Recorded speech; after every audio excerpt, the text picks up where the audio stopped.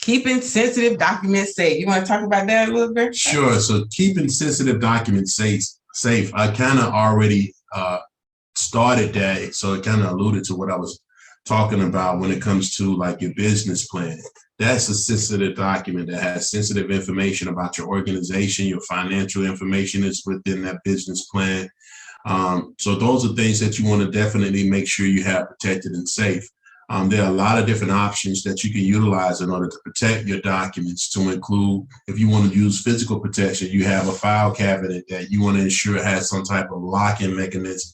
And then on top of that, wherever you keep these sensitive documents, whatever that space is, you want to make sure that that door or that area has some form of locking system in place. And we're talking from a physical perspective. Now, if that's the antiquated way, now, if you're doing more 21st century types of storage, you want to think about databases and how those databases can be protected.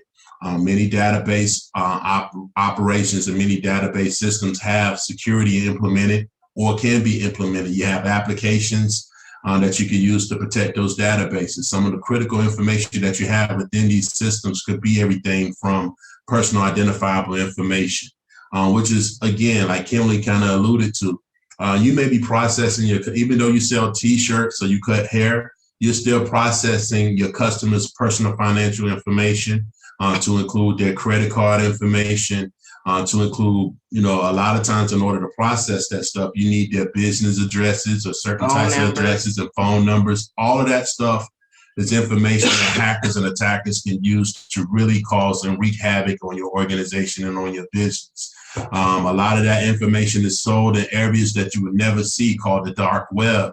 Hackers know hackers that have the ability to have access to this dark web. I know people may think that it's a rumor, but it's truly a reality. Yeah. And they sell everything on the dark web. You'll be surprised at the types of things that you may come across within the dark web. But that's the area where a lot of this information is distributed. And so you definitely need to be protected. When it comes to your receptionist, if you do have a receptionist within your organization, to go to that physical attribute again, they got a policy called the clean desk policy, and it's really simple. You basically want to train your receptionist to ensure that they don't have sensitive documents just lying around on their desk. Sensitive documents that includes everything for your financial information, for people's personal information. You don't want that just lying around for anybody to just walk by and just have an opportunity to kind of take a glance at what may be on these documents.